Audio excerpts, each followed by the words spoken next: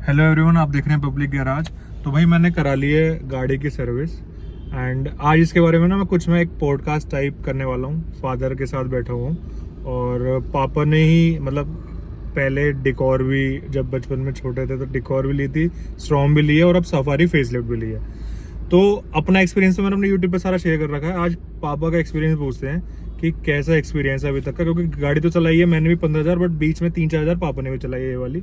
लेकिन जो डिकॉर थी वो सारी की सारी पापा ने चलाई थी, 2 लाख 2.5 लाख चलाई थी। तो एक बार कंपैरिजन देखते हैं और एट लास्ट में ये ज़रूर निकालेंगे कि हमें गाड़ी लेनी चाहिए या नहीं।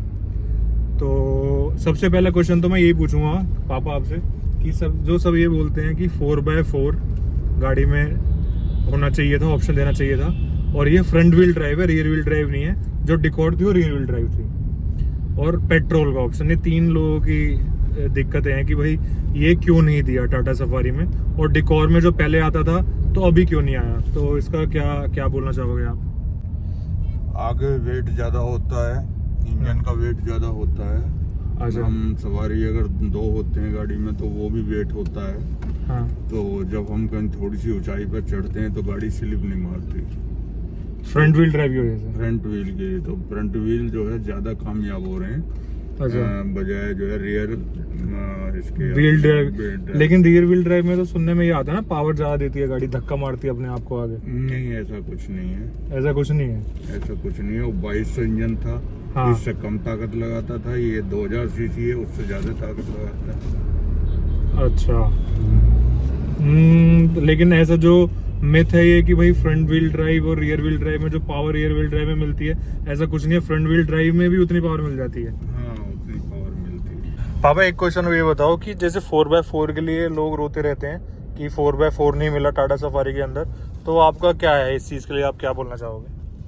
अब जिस तरह हम इस रोड पे चल रहे हैं, इस रोड पे चलने के लिए हमें 4x4 की क्या जरूरत है? पॉइंट है, हाँ बिल्कुल पॉइंट है, सही बात है। इस रोड पे हमें 4x4 की जरूरत ही नहीं है। हाँ हाँ हाँ 4x4 तब की जरूरत है जब हम करीब साल 2 साल में पहाड़ों में जाते हैं। हाँ ऊंचे नीचे रास्ते आते हैं कि आगे का जो है आपका पहिया फंस गया, हाँ पीछे वाला भी जोर लगाए तो वो गाड़ी निकल जाए, हाँ।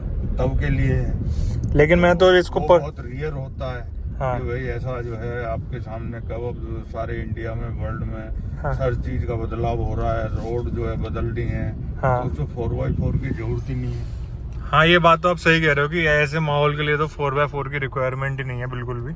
और जैसे पेट्रोल ऑप्शंस जो पहले आता था, डिकॉर में भी आता था, तो अब क्यों नहीं आ रहा टाटा सफारी में पेट्रोल का? आपको क्या लगता है ऐसा क्यों नहीं? पेट्रोल सिस्टम का जो इंजन बना हुआ है वो उन्होंने कितनी गाड़ियों ने जो है एक्सपीरियंस किया है। जो हैवी गाड़ियां हैं, बड़ी गाड़ियां हैं, वो उनमें कितनी भी टेक्नोलॉजी डाल दी, लोकल में जो है वो 6-7 से ज्यादा का, 5 से ज्यादा का एवरेज नहीं देती।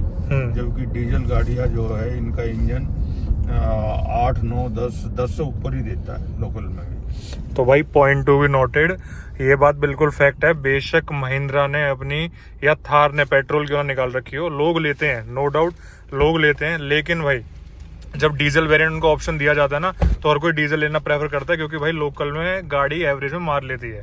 तो ऑप्शन देना इज गुड। जब भाई टाटा को पता है कि इतनी पेट्रोल में बिकेंगे नहीं, तो बिल्कुल सही बात है, डीजल वेरिएंट छोड़ गई। और आप देखो डीजल में भी महीने की हैरियर की भी 4-5 यूनिट और आपकी सफारी की भी 5-6 यूनिट आराम से बिक जाती हैं।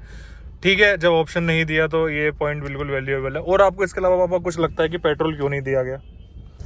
अगर कोई आदमी पेट्रोल को लाइक करता है तो पेट्रोल की गाड़ी तभी लेनी चाहिए जब उसमें सीएनजी कंपनी फिटेड हो। अच्छा। क्योंकि बड़ी गाड़ी जो आती है ये, इनमें अगर कई लोग चाहते हैं कि भाई मैं पेट्रोल की ले लेता हूँ और अफोर्ड नहीं कर पा रहा, हाँ हाँ। तो वो लोग क्या है कि फिर सीएनजी लगवाने की कोशिश करते हैं। सीएनजी बाहर से लगवाएंगे तो रिस्क रहेगा। हाँ। और नहीं पता कि जो है कितने लीटर का ये देना है, सिलेंडर देना है, हाँ। सिस्टम क्या लगाना है, हाँ। उसमें पाइपलाइन कौन सी बिछानी है, हाँ। पाइपलाइन का जो है वेट कितना होना चाहिए, आपको उसमें रिस्क ये रहता है कि वो जो बाहर लगाते हैं वो कम से कम रेट में लगा देते हैं आपको, और वो कहाँ लीकेज हो जाएगी, कहाँ फट जाएगी पाइप उसकी, तो आपको पता भी नहीं लगेगा। पापा वैसे हमने, मुझे भी अच्छे से याद है बचपन में जब i20 2009 में लॉन्च हुई थी, हमने 2010 में ले ली थी, तो आपने उसमें CNG लगवा ली थी, तो उसका लेकिन हमारा एक्सपीरियंस अच्छा नहीं रहा था, है ना? जब हमने CNG लगवाई थी i20 में, हाँ, तो तब हमें जो है ये भी नहीं पता था कि बाहर लगवाने में और गाड़ी में फिटेड में जो है क्या अंतर है। हमने सोचा पैसे बचाएंगे, हाँ, पैसे बचाए, पैसे तो बचाए, हाँ, मगर जो है उसका रिस्क भी लिया, और साथ में उसने गाड़ी ने जो है कभी पिकअप भी नहीं दिया। और इंजन में मेरे हिसाब से उसका दिक्कत आ गई थी उसमें कुछ। हाँ, उसमें इंजन में भी दिक्कत आ गई थी, जो इंजन 1 लाख से पहले जो है बोल गया था। चलो अच्छा पापा, ये तो आपने क्लियर कर दिया मिथ कि पेट्रोल और 4x4 का जिसमें लोग रोते रहते हैं वो अब थोड़ा सा लोगों को शायद मिथ क्लियर हो। और इन शॉर्ट आपको गाड़ी तो देखो 70% मैंने चलाई है, आपने 3-4 हज़ार किलोमीटर चलाई है, और जब आप मेरे साथ गए हो तो आपको क्या लगता है कि इसका एवरेज कैसा है? बाकी कंपैरिजन करूँ स्कॉर्पियो एन से और फॉर्च्यूनर से भी इनफैक्ट मैं इसका कंपैरिजन करूँ, तो आपको क्या लगता है कि एवरेज कैसा देती है? जब हम पेट्रोल की किसी गाड़ी की बात करते हैं या फॉर्च्यूनर की बात करते हैं, हाँ, या हम किसी डीजल की बात करते हैं, जैसे ये आपका स्कॉर्पियो है, हाँ, तो स्कॉर्पियो तो चलो ठीक है, वो थोड़ा एवरेज ठीक देती है, हाँ, बट फॉर्च्यूनर को तो जो है आप एवरेज में गिन ही नहीं सकते। हाँ, पॉइंट तो जो भी लेता है वो यही सोच के लेता है कि मैंने फॉर्च्यूनर लेनी है, एवरेज नहीं देखना। वो तो एक तरीके की वो बन गई है, दिखावटी गाड़ी बन गई है कि यहाँ स्टाइल है हमारा जो है, या स्टैंडर्ड है हमारा। हाँ, हाँ, वही वो देखने के उसके लिए गाड़ी लेते हैं। हाँ, बट स्कॉर्पियो जो है कभी बम्पर टू बम्पर जो है 7-8 से ज्यादा का एवरेज देती ही नहीं है। और अगर उसको हाईवे पे भी भगाओगे, हाँ, आपको खुले में चलानी है कि एवरेज निकालना है, तब भी उसका एवरेज 10-12 से ज्यादा नहीं आने वाला स्कॉर्पियो का। स्कॉर्पियो का नहीं, हाँ, इसका फॉर्च्यूनर का। हाँ, हाँ, हाँ, हाँ। और सफारी क्या है कि सफारी आपका लोकल में आप बम्पर टू बम्पर चलाओगे तो 10-12 का एवरेज दे देगी। हाँ, आप थोड़ा लोकल से बाहर निकलोगे, हाँ, 15 का एवरेज आ जाएगा। हाँ, जैसे आप 100 और 100 प्लस थोड़ा सा चलाओगे, हाँ, और गाड़ी कंटिन्यू चलती रहेगी, हाँ। तो आप देखना कि जो है आपका 22-24 एवरेज आएगा। अच्छा, इतना। हाँ, वो तो हाँ, तो आप हाईवे और आप लोकल हाँ, और आप मिड, हाँ, इन सब का एवरेज निकाल लें तो तब भी गाड़ी लोकल कार इनका सबका निकाल के 15-16 का एवरेज, 17 का एवरेज दे देती है। तो गाड़ी में तो फिर एवरेज तो है, बहुत अच्छा है इस हिसाब से तो। हाँ, गाड़ी में कोई नो डाउट ये बहुत अच्छा एवरेज है। अच्छा, और पापा इंजन में कैसा दम है, मतलब? इंजन का जो अभी जैसे आपका स्कॉर्पियो है, हाँ, उसमें 2200 सीसी का है, हाँ, इसमें 2000 सीसी का है, हाँ, जबकि इसका ज्यादा पावरफुल है उससे, हाँ, और 200 सीसी कम होने के बाद भी, हाँ।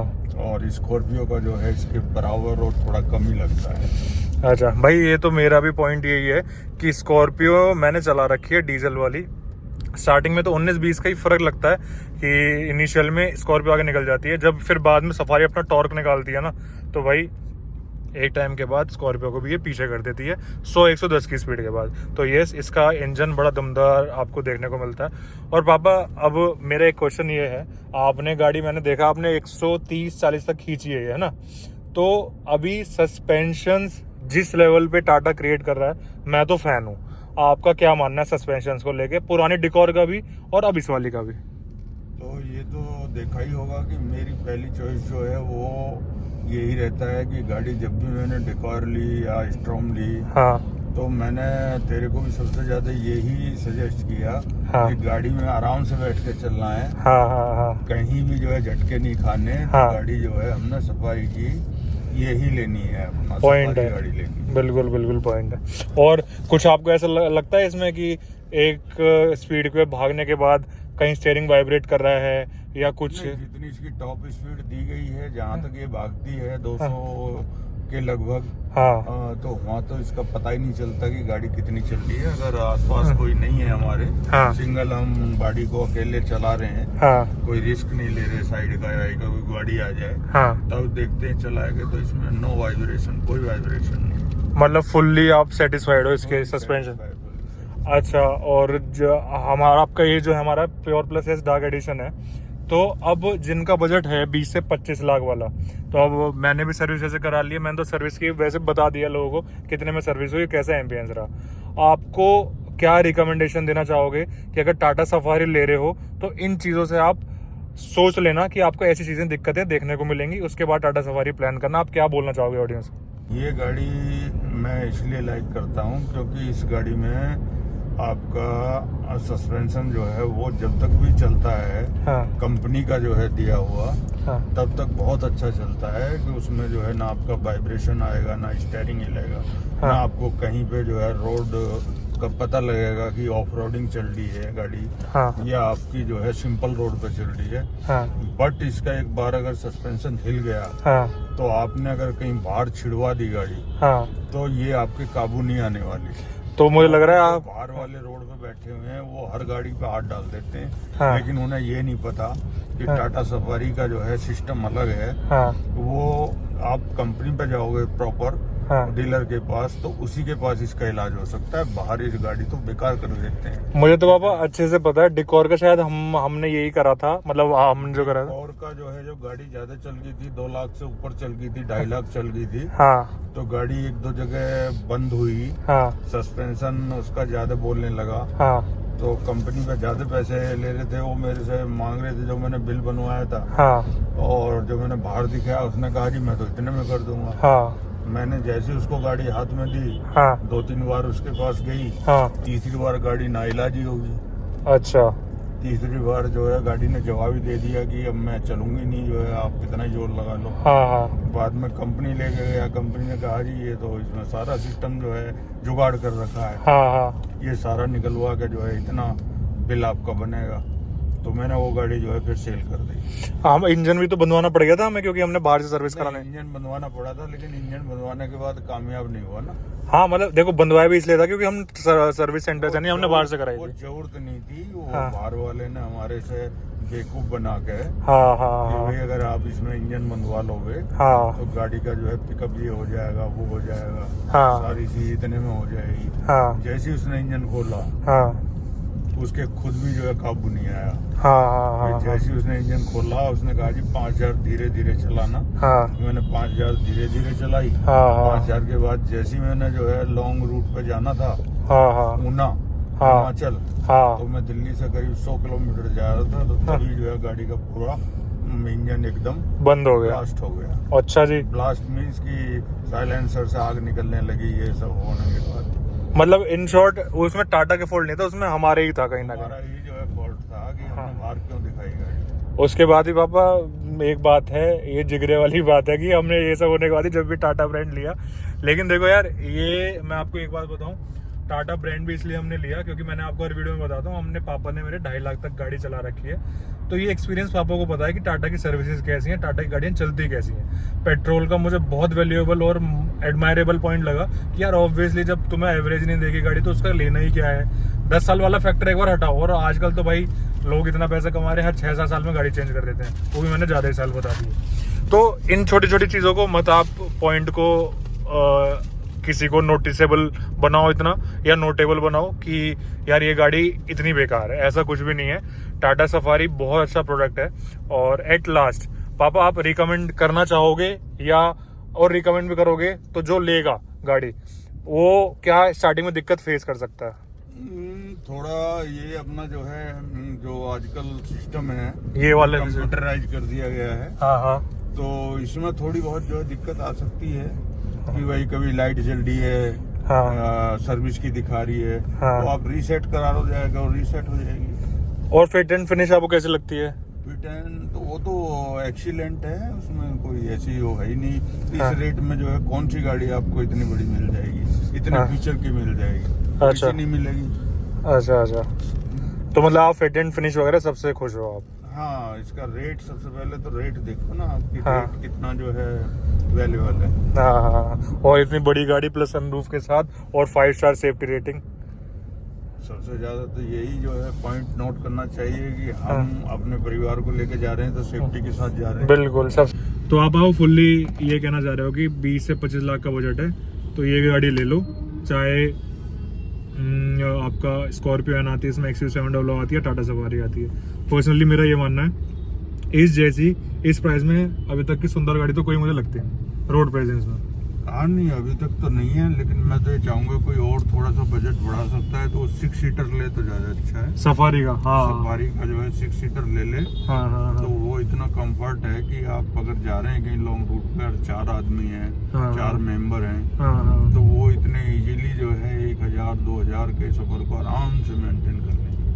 हाँ। वो जो आता है आपका एक्म्प्लिस के नाम से आता है मॉडल, वही वाला ना, उसमें तो बाबा फीचर तो ताबड़तोड़ है, पीछे की वेंटिलेटेड सीट, एडास वगैरह सब आ जाता है उसमें। तो चलो, तो मतलब इन शॉर्ट आप यही कह रहे हो कि टाटा सफारी लेनी चाहिए और कोई भी दिक्कत नहीं आएगी इन फ्यूचर आपको गाड़ी के कोई अंदर। दिक्कत नहीं आती, आप कंपनी में टाइमली जो है सर्विस कराओ, हाँ, कोई दिक्कत नहीं आती। तो भाई यही था एक एक्सपीरियंस मेरे फादर का।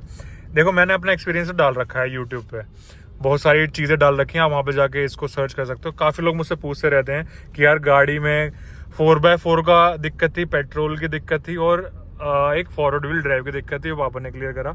सस्पेंशन तो है ही लाजवाब, और जो पुरानी गाड़ी चलाई थी और आप टाटा सफारी लेते हो, डर रहे हो कि भाई इन फ्यूचर गाड़ी में दिक्कत कुछ भी हो सकती है सर्विस को लेके, गाड़ी के इंजन को लेके, तो वो नहीं आएगी। फादर ने खुद क्लियर करा, 2.5 लाख चलाई थी, वो भी हमारी चलती और भी ज़्यादा, लेकिन वो कुछ हमारी तरफ से कुछ गलती रही कि हमने बाहर दिखा दिया और गाड़ी उसकी वजह से उसमें आ गई दिक्कत। नहीं तो स्ट्रॉन्ग भी चलाई है, लेकिन वो ज़्यादा नहीं चली थी, वो तो 80-90 हज़ार ही चलाई थी। अब मेन ये गाड़ी हम चला रहे हैं 15,000 का। भाई मेरा एक्सपीरियंस है बहुत ही लाजवाब, ए क्लास है, चाहे आप एवरेज को लेकर बात कर लो, किसी भी चीज़ को। मेरा बस एक पॉइंट है, अगर गाड़ी इसको ले रहे हो तो कहीं ना कहीं टेक्निकल इश्यूज आएंगे, जैसे कुछ लैगिनेस मिलेगी इंफोटेनमेंट में, कभी ब्लैकआउट हो जाएगी स्क्रीन, लेकिन परमानेंट कोई भी नहीं है। बाद में एक टाइम के बाद वो सॉर्ट हो जाती है अपडेशन के बाद। बाकी मिलते हैं नेक्स्ट वीडियो में अच्छी गाड़ी के साथ, अच्छे कॉन्टेंट के साथ। Till then take care, bye bye, thank you.